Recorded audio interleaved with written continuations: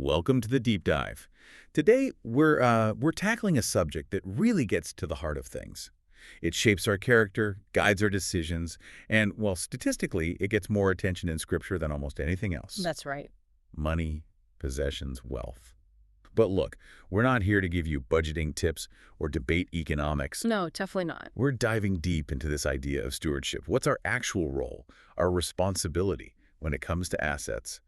And it all builds on this foundational idea of divine ownership. It's a massive concept. Okay, let's try and unpack this. It's crucial because we often try to separate our finances from our spiritual life, don't we? Yeah, compartments. Exactly. But the sources we've looked at, they insist these things are, well, completely linked. And Yeah. they've got the numbers to back it up. The numbers really are pretty staggering. If you've ever wondered, how much does the Bible actually care about money stuff? Yeah. Get this. The research points to 2,350 verses. 2,350. Right. All about how we should handle money and wealth. It's not a minor theme. That's basically a core instruction manual. It's a huge emphasis. You just can't ignore it. And, taking that a step further, the sources also highlight how Jesus himself used parables about money, about resources management, more often than any other topic. More than prayer. More than heaven. More than anything else, yeah. And that really underscores how relevant this is. It's not just about your bank balance. It's fundamentally about your heart. How so? Because the way you manage what you have, whether it's a little or a lot, it acts like a mirror. It reflects your deepest worries, your priorities, where your loyalty really lies. Okay. So our mission for this deep dive is pretty ambitious then. If God is the owner of everything, what exactly are we supposed to be doing in this whole economy? We want to figure out what Scripture actually asks of us, focusing on that one, sort of non-negotiable requirement. Faithfulness. The Jimshin. Yes. And how that one virtue shapes who we are and what we do every day. Right. So we have to start with the absolute foundation, the theological bedrock, God's ownership. We really need to absorb this idea that he is the sole sovereign. Psalm 24.1 puts it so plainly. The earth is the Lord's and everything in it. The world and all who live in it. Yeah. Yeah. And that's not just a nice thought, It has radical implications for how we think about risk, profit, even debt. Yeah, that's where it gets tricky, especially today in our kind of capitalistic world. If I own everything, the assets, the debt, the risk, then I call the shots. Right. The default human mode. But if God's the owner, that changes my whole approach to financial planning, doesn't it? Long-term investments, even my career choices. It suggests every financial move needs to be, submitted to the owner's will. Exactly, which can definitely complicate things if your main drive is just aggressive profit-making. Yeah. The human tendency is always to declare independence, to claim ownership. But if we accept God as creator, we also have to accept he owns it all. And crucially, he promises to supply our needs. Okay, needs. But here's the rub, right? Yeah. That distinction between needs and wants. Yes, a huge one. Needs are defined by his provision. Wants. Well, wants are often defined by keeping up with the Joneses or whatever the latest advert tells us we need. They're fundamentally different. And for many of us, especially in consumer cultures, that line between need and want isn't just blurry, it's almost gone. It vanishes. We see that lifestyle creep all the time.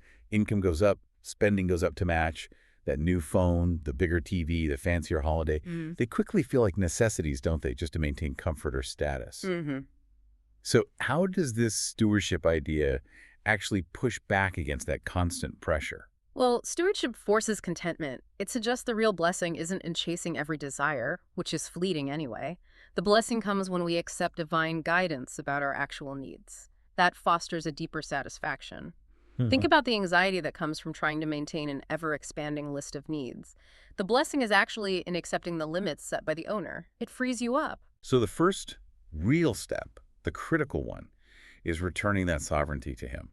Intellectually, spiritually, just acknowledging that whatever I have right now, my job, my house, my abilities, it's not mine by right. It's a gift, a grant. A grant, a trust. Exactly. That reframing changes everything because if it's a grant, we're not the owner. And the best biblical word for our role isn't owner, it's steward or manager. The administrator. So we're managing assets that belong to someone else. Precisely. And that completely flips our value system. Success isn't about how much we accumulate anymore. It's about how well we administer. You got it. And if you're a gunjia, you have a job description, right? There are performance expectations. Okay. And the sources really drill down on this. They say there's one single non-negotiable requirement for a steward. Just one. And that is faithfulness. Yes. It's right there in 1 Corinthians 4.2. What is required of stewards is that they be found trustworthy or faithful. Trustworthy, faithful, not successful, not wealthy, not multiplying by 1,000%. Nope. Just trustworthy, faithful. It's purely about trust and loyalty to the master's instructions and intentions. Wow. Okay. That shift from measuring success by net worth to measuring it by Jushin, that feels like the absolute core of this whole deep dive. It is. It means even the person managing the smallest amount, if they're faithful, they're successful in the owner's eyes. Exactly right. Okay, so we've defined the role, the faithful steward, the gumjia. Now, where does this faithfulness actually get applied? Well, it starts simply. It starts with the resources you directly control. Like the money in my bank account. Yeah, your liquid assets, your stuff, your property. You're responsible for managing those day-to-day decisions faithfully. But the sources push this further, don't they? Yeah. They make this really important move beyond just money. They do. They extend the idea to cover our talents and unique gifts. A-I-U-G is the term used. And Tianfen. Right. And this is where stewardship gets really personal. Because God gives every single person a unique set of abilities, skills, aptitudes. And those are assets too. Assets to be managed faithfully. So a talent is a resource, just like cash is a resource. Absolutely. Think about musical ability. The sources mention people like Jay Chou. You know, folks with that incredible sensitivity who can pick out complex notes instantly. That's a gift. That's a form of capital they've been given. And these gifts, they're not distributed equally, are they? By our standards anyway. Like, I struggle to hold a tune. Right. But then you see someone else who picks up languages effortlessly or has this amazing intuition for math or strategy. These natural abilities, Tianfen, they're resources too. Yeah. We have to be faithful with them. And this whole idea is laid out perfectly in the parable of the talents, Matthew 25. We shouldn't just skim over this story because the details really matter for understanding what the owner expects. Okay, let's unpack it. The basic setup is simple. A master's going away. He gives these large sums of silver talents to 3 servants. But crucially, it says he gives according to their ability. That's key, according to their ability. One gets 5,000, one 2,000, one 1,000. Then he leaves for a long time, and when he comes back, he wants an accounting. Right. And the expectation was, well, productivity. Exactly. The servants who got the 5,000 and 2,000, they immediately went out and put the money to work. They traded, they invested, they took some risks, and they doubled the master's money. They showed jinshin by actively using what they were given. But the third guy, Yeah. the one with 1,000, he plays it safe. Too safe. He acts out of fear, he digs a hole, buries the money, and later gives back exactly what he received. And he's the one who gets rebuked harshly. That's such a critical point. Okay. It wasn't losing the money that got him in trouble? No, it was the failure to even try, the failing to engage with the opportunity he was given. Because the master didn't want safety above all else. He wanted, what? Investment, risk. He wanted engagement. Right. The servant tried to justify himself, saying, I knew you were a hard man. And the master basically says, okay, even if you thought I was harsh, the least you could have done was put it in the bank, get some interest. Yeah. The punishment wasn't about the amount. It was about the fearful attitude, the paralysis, the non-use of the gift entrusted to him. Okay, so applying that to our own gifts, our unshi. The idea is the more talent or potential God gives you, the greater your responsibility to actually use it productively. Yes. It's a challenge to anyone who might have, say, a significant skill, but is just letting it sit idle out of fear or laziness or maybe just apathy, burying your talent. And this connects directly to service, too, right? Yeah. Like in a church setting. Absolutely. If you're serving maybe in the worship team or helping with outreach, what God values isn't necessarily professional level skill, like hitting every note perfectly on the piano. Oh, that's nice. Sure, it's nice. But what he requires is your willingness to faithfully contribute what you do have. He's assessing your zoomshin in the service, not just your technical performance. Okay, and this faithfulness, it has to cover everything. It's comprehensive. Totally. If you decide to, say, dedicate 1/10 of your income, Yeah. Great. But you also have to be faithful in how you manage the other 9/10. Right. That's where that spiritual financial link really bites. Mm-hmm. Every decision, taking on debt, where you invest, what you buy, it all connects back to your spiritual life. Right. Because you're managing the owner's assets. Every penny. And it's that integrity, that consistency in management that leads to the reward. The promise in Matthew is just foundational. Well done, good and faithful servant. You have been faithful with a few things. I will put you in charge of many things. Come and share your master's happiness. Faithful over a little, set over much. That's the progression. Trust earned through reliability. Exactly. And it shapes something far more precious than just your bank account. It shapes your character. Right. It deepens your relationship with the owner. So when we talk about faithfulness shaping character, we need to consider the role of money itself. There's a quote from the sources that really nails it. Money is the most ordinary thing in the city, but it relates to unusual and brave results. Money is a mirror. It reveals our true nature. Money is a mirror. I like that. It doesn't suddenly make you arrogant. It just gives you the platform, the freedom to express the arrogance that was maybe hidden before. Or the generosity. Right. It doesn't make you generous. It enables you to act on the generosity that was already part of your character. Precisely. And to see this idea character being built through quiet, long-term faithfulness, through Junction played out, we have to look at the incredible story of Joseph in Genesis. Joseph, wow. His life story is just extreme, isn't it? Favored son, boom, sold into slavery, framed, thrown in prison. And then this unbelievable turnaround, he becomes vizier of Egypt, basically runs the country. Second only to Pharaoh, a massive financial and political power. Yeah. And usually we focus on the end result, right? Yeah. The success, the power. We do, but the source material really emphasizes those early difficult years. Joseph's character, his integrity, it was forged when he was a slave in Potiphar's house. Genesis 39 tells us he was so trustworthy, so diligent. That Potiphar put him in charge of everything. Everything. It says Potiphar left all that he had in Joseph's charge, and because of him, he had no concern about anything but the food he ate. That's staggering trust. Potiphar just handed over the keys to the kingdom, essentially. Joseph was the gungia for the whole estate. And here's the crucial insight. Joseph's faithfulness was already fully formed then, when he was a slave. When he was later a prisoner, managing things in the prison, he was managing someone else's property under incredibly difficult circumstances. And the text doesn't record him complaining, right? Or getting bitter or slacking off. Not a word of it mentioned. He just faithfully did the job he was given, managing another's assets. That shows incredible endurance. We're talking years of loyalty while enslaved. And the result wasn't just personal, was it? His stewardship had a ripple effect. Yes. It says Joseph's faithfulness caused the master's household to be blessed.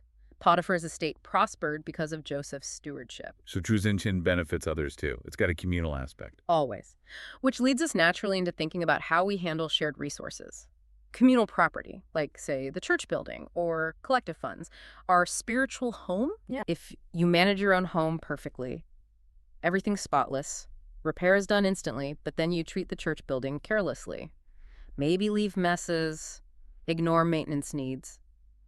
That difference reveals something, doesn't it? It reveals a lack of zunction for what belongs to the community or ultimately to God. It's that guest versus family mentality again. Exactly. Let's take that example from the sources about shared church facilities. Say one congregation, maybe Chinese speaking, uses a building mostly owned or managed by another, say, an English-speaking group. Right. How does the visiting group treat that space? Like a rental hall they just use and leave? Or like their home too? So when the church needs new chairs or the plumbing needs fixing, the faithful steward doesn't just sit back and expect the owners to handle it. They step up. They participate. They contribute to the maintenance fund because it's their spiritual home too, not just a place they borrow. That attitude reflects Joseph's loyalty in Potiphar's house. it really comes back to that test question. If you are not faithful with someone else's property, who will give you property of your own? Right. How we treat resources we don't technically own shows our readiness for greater responsibility, financial, spiritual, whatever it might be. And we have to remember, God sees the faithfulness in the smallest things, those tiny details. The sources mention that touching example of the elderly woman tending the church garden. Oh yeah, the English teacher with the bad knees. Right. She has trouble kneeling, uses a pad, but she's out there diligently pruning the trees. She might not have huge sums to donate, but she offers her faithfulness through her time, her effort, her care. That kind of quiet dedication, especially when it's physically hard, that's powerful, Dukajing. It makes you realize that even the tasks nobody wants, the unglamorous jobs, are important. Hugely important. We often want the visible roles, the ones on stage. But the sources challenge us.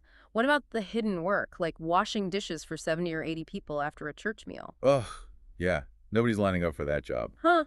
Probably not. But think about Stephen. In the early church, a key apostle, right? His first major role, managing the food distribution, gumfan fan shi. Gunfanshi, managing the meals. Not exactly preaching to thousands. No, but absolutely vital for the community's health and unity.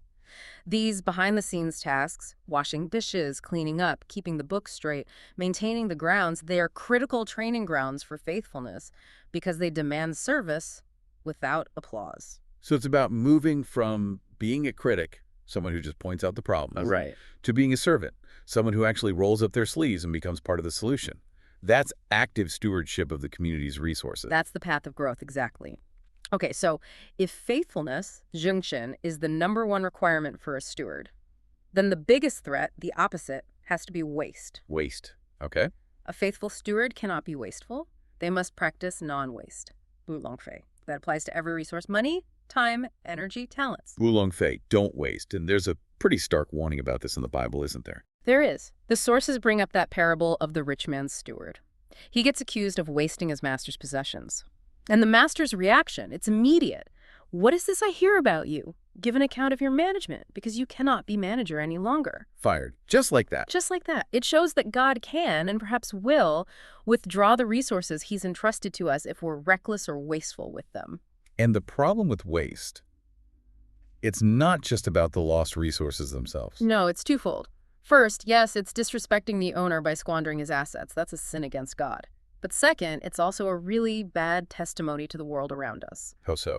Well, if we talk about high spiritual principles, but then our lifestyle shows carelessness closets stuffed with clothes worn once, subscriptions we don't use bleeding money, impulse buys filling up the garage, we lose credibility, don't we? We fail to honor the owner publicly through our actions. So this principle of bulong fei, it demands some pretty rigorous honesty about our personal finances, our consumption habits. It really does. We need to look hard at how we spend. You know, ask yourself, how much money do I actually spend each year on things I use only once or twice? If you tracked it, the amount might be shocking. Yeah. That's not just inconvenient. It's a significant drain on God-given wealth that could have gone somewhere productive. We're called to cherish resources, value them, not just use and discard. And this carefulness extends even to how we acquire resources. Which brings up that interesting modern dilemma, the lottery ticket trap. Ah, yes. The scenario where someone wants to win big to give big. Exactly. The sources mention a church member wanting to buy lottery tickets, hoping to win millions and then donate a huge chunk to the church. The intention helping the church seems good on the surface. Seems noble, even.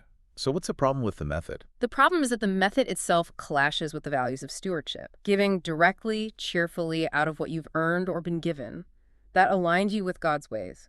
It involves diligence, faith, a conscious decision. Buying a lottery ticket, that relies purely on chance. It often taps into a fantasy, maybe even greed. And it sidesteps the principles of prudent work and management that Scripture generally advises. So the argument is that the way you get the money matters more than the potential good you could do with it later. In essence, yes. You're trying to achieve a good end through means that are disconnected from faithful stewardship. It's better, the sources argue, to just donate the $5 you would have spent on the ticket. That small act of direct giving is aligned with God's will, regardless of the amount. Right. It keeps the heart aligned, even if the sum is small. Exactly. Faithful stewards should focus on multiplying resources through diligence, wise investment, careful work, the lessons from the parable of the talents, not by relying on random luck. Okay, so the bottom line here is that God gives us resources, not just for our own enjoyment, right? Not primarily. He entrusts them to us so that we can become a channel of blessing to others. A channel of blessing. Yeah. And if we hoard resources or waste them or try to get them through questionable means, we basically clog up that channel. We stop the flow. Stewardship is definitely not passive then. It's an active, ongoing job. It requires constant checking, moral checks, financial checks. As Luke 12:48 warns, from everyone who has been given much, much will be demanded, and from the one who has been entrusted with much, even more will be asked. The more you're given money, talent, time, the higher the standard of zonshing that's expected. That's the takeaway. #tag outro. Wow. Okay, this whole deep dive has really shifted my perspective on wealth. Success isn't about the size of the portfolio. It's about the degree of faithfulness that junctions we show as managers. And the ultimate goal It's hearing those words, isn't it? Well done, good and faithful servant. And the incredible thing is, the joy in that statement, it's apparently accessible right now through acting faithfully today. Absolutely. The joy that comes from being a trustworthy steward, it's a completely different kind of satisfaction than what material wealth offers. And there's this incredibly powerful story in the sources that illustrates this paradox perfectly. The billionaire story. Yeah, it's about a man, maybe mid-30s, early 40s. He'd achieved the absolute pinnacle of financial success by worldly standards. A $1 billion USD net worth. $1 billion. Came from nothing, worked incredibly hard, top schools, the whole 9 yards. He reached the goal society tells us is ultimate freedom. And then? And then he signed away 99% of it. 99%. Why? He realized the money didn't bring him fulfillment. Instead, it created all these new, really complex anxieties. Simple things like going out with friends became stressful. How so? Well, if he paid for everyone's meals or holidays, he worried he was being patronizing, making them feel small or dependent. But if he didn't pay, he worried they'd think he was stingy, selfish. A lose-lose situation. Completely. He found the money, built this invisible wall around him. It damaged his ability to have genuine, easy, relatable connections with people. That's a brutal paradox, isn't it? You achieve what looks like total freedom, only to find it isolates you from the very things that bring real human joy. He said the anxiety of managing $1 billion was far, far worse than the stress he felt when he was just struggling to make ends meet. Wow. So true joy, the kind of joy God offers, Wow. it's not found in piling up massive wealth. It's found in practicing jonction. It's found in being content with what you have and acting as a faithful steward with it, no matter how much or how little that is. So you don't need to be rich to experience God's pleasure. Not at all. You just need to be trustworthy right here, right now. That's the actual path to deep satisfaction. That leaves us with a real challenge, doesn't it? If money and how we handle all our resources truly is a mirror of our character, reflecting our patience, our fears, our generosity, our diligence, what is that mirror showing you today? What part of your character needs some faithful attention? What small, maybe overlooked act of stewardship with your time, your talents, your money, maybe even just caring for a shared space like that church garden? What small step will you commit to improving starting today? That's something to think about from this deep dive.